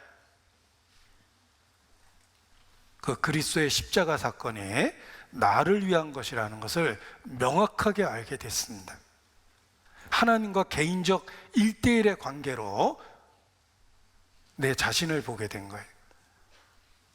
그리스도께서 나를 위해 죽으셨다는 것을 알게 됐습니다. 성령께서 알려주신 거예요. 우리 개인과 연결해서 그리스도의 하신 일을 깨닫게 해줍니다. 그래서 정말 2000여 년 전에 죽은 그리스도가 아니라 나 때문에 지금 죽은 그리스도를 받고, 그리고 지금 이 순간 그리스도의 부활하심을 통해서 나를 받아주셨다는 것을 알게 됐어요. 성령이 하시는 일이에요. 그래서 성령은 보십시오, 그리스도께서 완성하신 구속의 사역을 비로소 우리 각 사람에게 연결시켜주는 역할을 하는 것입니다. 각 사람에게 적용하여 이펙티브하게 하세요. 유효하게 하십니다. 이 성령의 역사입니다. 그리고 두 번째는 성령을 각 사람에게 구원의 보증으로 주셨으며, 성령의 역사로 각 사람은 구원의 확신을 갖게 됩니다. 이 복음이 너에게 말로만 이룬 것이 아니라 능력과 성령과 큰 확신으로 되었다. 성령은 삶의 변화를 일으키고 믿어지게 하며 큰 확신을 주세요. 파니 제인 크로스비가 찬송 204장에 표현한 것처럼 Blessed Assurance, 축복된 확신을 갖게 하고 Jesus is mine, 예수께서 나의 구세주입니다라는 확신을 줍니다. 파니 제인 크로스비가 그렇게 찬양했습니다. Blessed Assurance, 축복된 확신이 생겼다. 성령은 우리에게 확신을 일으키고 지금도 보증으로 성령이 그렇게 역사하십니다. 고린도 후서 1장, 중요하니까 찾겠습니다. 22절입니다. 고린도 후서 1장 22절,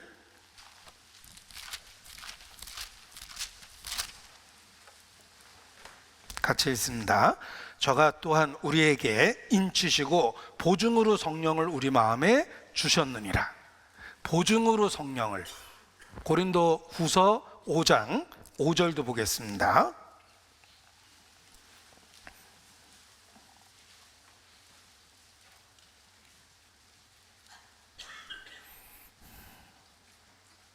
(5장 5절) 같이 읽습니다. 곧 이것을 우리에게 이루게 하시고 보증으로 성령을 우리에게 주신 이는 하나님이시니라. 단순한 말을 주신 게 아닙니다.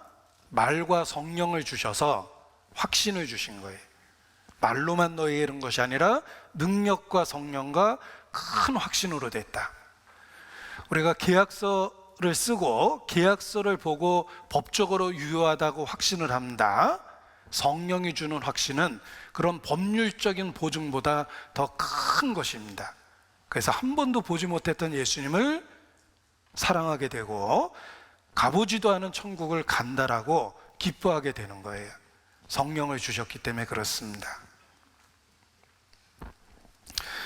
주여 지난밤 내 꿈에 배웠으니 그 꿈 이루어 주옵소서. 주여 지난밤 내 꿈에 배웠으니 그 꿈 이루어 주옵소서.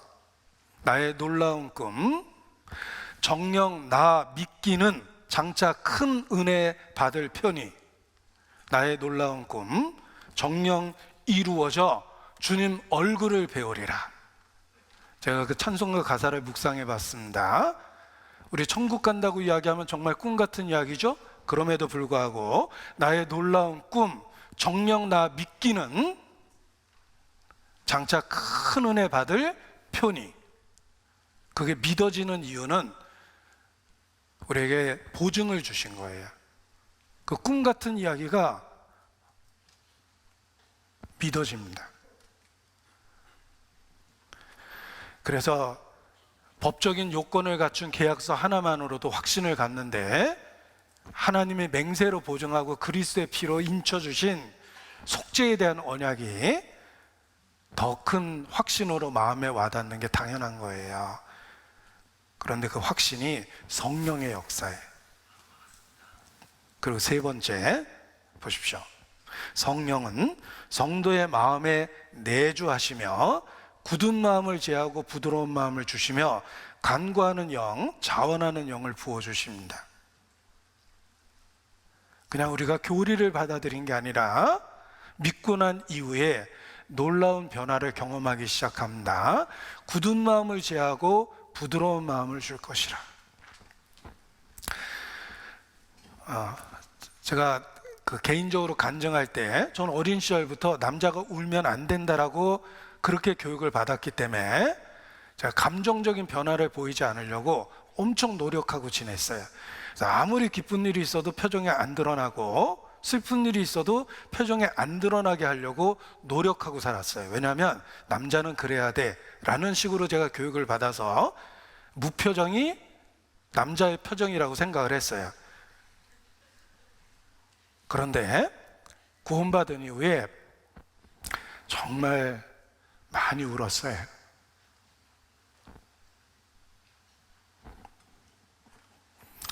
그리고 스스로 생각했습니다. 내가 그렇게 눈물 많은 사람이 아닙니다. 그런데 복음이 왜 나에게 눈물을 주고 감동을 주는 걸까? 굳은 마음을 제하고 부드러운 마음을 주셨어요.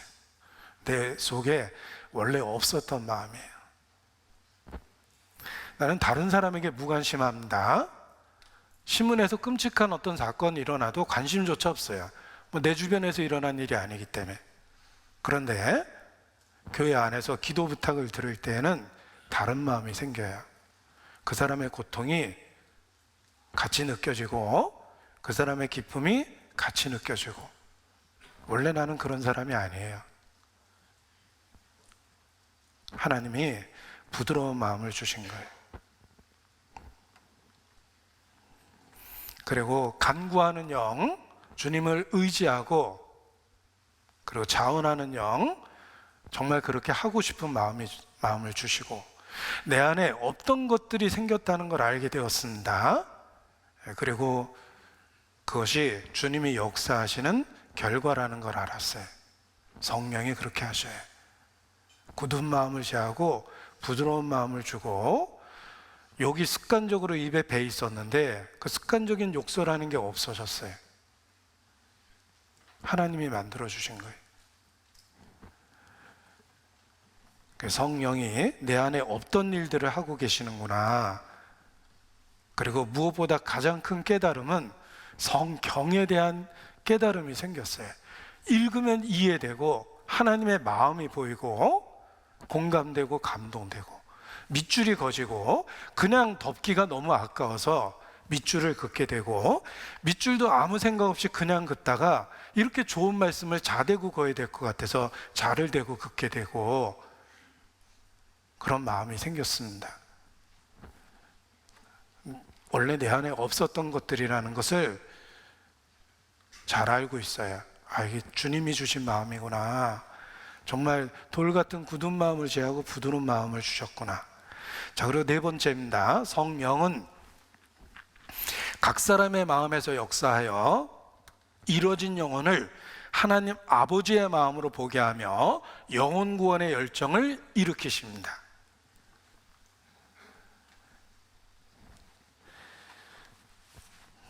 바울은 고백합니다. 나의 형제, 곧 고륙의 친척을 위하여 내 자신이 저주를 받아서 그리스도에게 끊어질지라도 원하는 바다.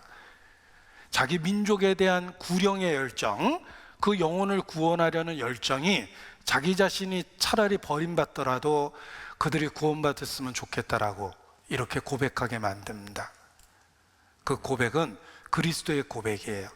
예수님 자신이 했던 고백을 바울이 자기 민족 이스라엘을 위해서 하고 있습니다.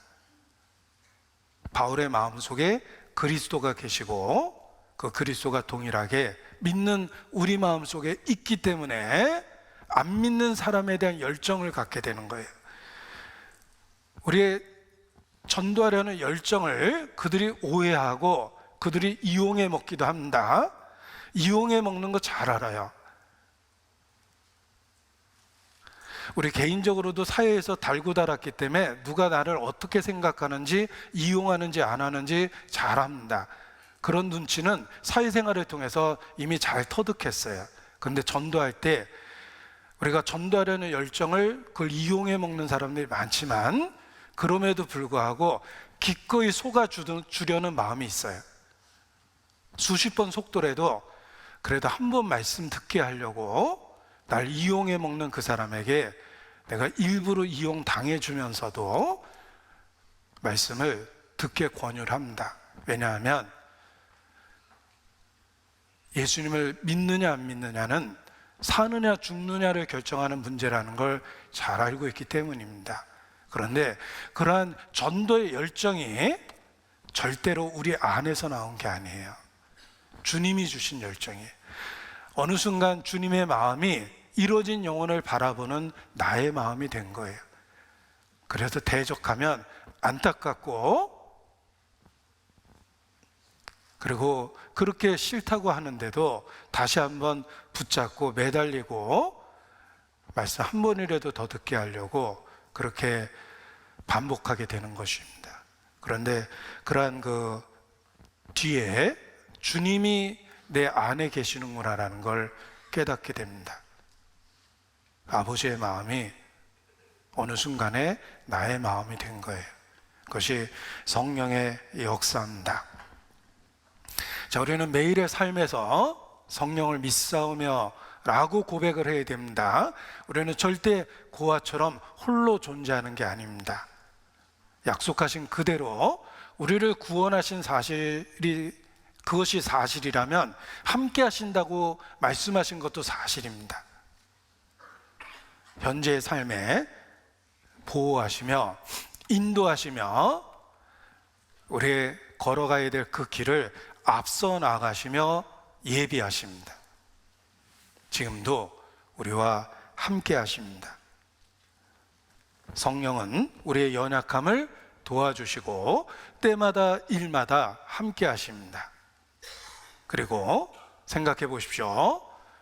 우리가 연약함에도 불구하고 신앙을 고백하고 지금까지 지키고 있고 이기적인 본성 속에서도 교회에서 마땅히 해야 될 일을 하고 있습니다.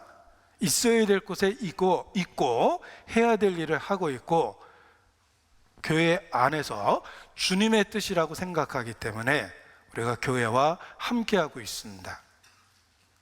그런데 그 모든 것을 그렇게 할 수 있게 만들어주는 분이 바로 우리와 함께 계신 성령입니다. 성령께서 그렇게 만들어주고 계시는 거예요. 많이 부르는 찬송의 가사입니다.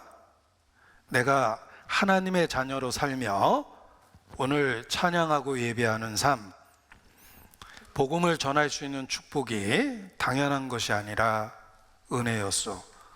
내가 누려왔던 모든 것들이, 내가 지나왔던 모든 시간이, 내가 걸어왔던 모든 순간이 당연한 것이 아니라 은혜였소. 이런 찬송인데 저는 그 은혜였소라는 말이 성령의 역사였소, 이런 말로 이렇게 마음에 받아들여졌습니다. 내가 하나님의 자녀로 살고 오늘 찬양하고 예배하는 삶, 복음을 전할 수 있는 축복이 당연한 것이 아니라 성령의 역사였소. 주님이 함께 하시기 때문에 우리가 신앙을 지키고 해야 될 일을 하고 있고 교회와 함께 하고 있는 것입니다. 우리는 결코 홀로 고군분투하는 것이 아닙니다. 함께 하시는 주님을 기억하고 그 주님을 매일의 삶에서 바라고 의지하는 것, 이것이 바른 신앙생활입니다. 매일의 삶 속에서 성령을 믿사오며라는 고백의 삶이 있어야 됩니다. 기도하시겠습니다. 아버지 하나님, 믿음의 선진들이 가는 곳마다 단을 쌓고 주의 이름을 불렀던 것처럼 우리도 매일의 삶 속에서 그리스도의 십자가를 붙잡고 더욱 주님께 모든 것을 의지하고 부탁을 드립니다. 우리의 삶과 관계된 모든 것을 주관해 주셔서 하나님의 영광을 나타내 주시고 또 우리의 삶을 영원한 것을 위해서 귀하게 사용해 주시기를 주님께 간구합니다. 오직 함께 하시는 주님을 바라고 주님과 함께하며 주님의 뜻 가운데 살아갈 수 있도록 늘 도와주시기를 주님께 부탁을 드립니다. 또 2023년 한 해를 마무리하고 새해를 준비하면서 새롭게 일꾼들을 주님 안에서 함께 선정을 했습니다. 주께서 일할 수 있는 마음을 주시고 열정을 주시며 또 일할 수 있는 또 지혜도 더해 주시기를 주님께 부탁을 드립니다. 일 맡은 자에게 더 큰 은혜를 주시고 가정의 평안을 주시며 또 생업의 현장에도 함께해 주시기를 주님께 부탁을 드립니다. 우리 모두 맡겨진 그 일에 지혜롭고 충성된 종으로 살 수 있도록 주님 주관해 주시기를 주님께 부탁을 드립니다. 주께 의지합니다. 고마우신 우리 구주 예수님 이름으로 기도합니다. 아멘. 네, 오늘 그 임원 발표와 관련해서 내용을 이렇게 전체적으로 공지를 했습니다. 여러 그 어려운 과정을 통해서 또 여러 그 논의를 통해서 이렇게 그 임원을 선정했는데, 개인적으로도 여러 가지 어려운 상황 속에서도 기꺼이 주님 안에서 이렇게 화답해 주셔서 감사를 드립니다. 우리 일 맡은 그 모든 분들 이렇게 일을 잘 할 수 있도록 또 모든 분들이 함께하고 이렇게 적극적으로 이렇게 협력해 주시기를 부탁을 드리겠습니다. 그래서 기도하는 가운데 그 한 해 동안 또 직분을 잘 수행할 수 있도록 이렇게 해주시기를 부탁을 드리겠습니다. 찬송 같이 하시겠습니다. 169장, 찬송가 169장을 함께 하시겠습니다.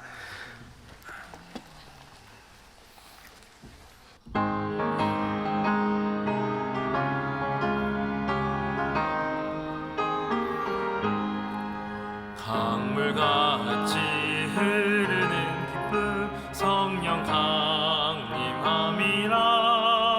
정결한 맘 영원하도록 주의 거처 되겠네. 주님 주시는 참된 평화가 내 맘속에 넘치네. 주의 말씀에 거센 풍랑도 잠잠하게 되도다. 나의 생명 소생케 됨은 성령이 임하심이라. 모든 의심 슬픔 사라져 주의 평강 넘치네. 주님 주시는 참된 평화가 내 맘속에 넘치네. 주의 말씀에 거센 풍랑도 잠잠하게 되도다. 하늘에서 단비 내리고 햇빛 찬란함같이 우리 맘에 성령이 많이 주님 보내심이라. 주님 주시는 참된 평화가 내 맘속에 넘치네. 주의 말씀에 거센 풍랑도 잠잠하게 되도다. 생명신에 넘쳐 흘러서 마른 광야 적시니 의의 열매 무르익어서 주스를 기다리네. 주님 주시는 참된 평화가 내 맘속에 넘치네. 주님 말씀에 거센 풍랑도 잠잠하게 되도다. 놀라우신 주의 은혜로 주의 낯을 보겠네.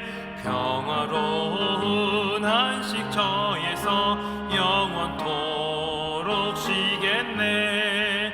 주님 주시는 참된 평화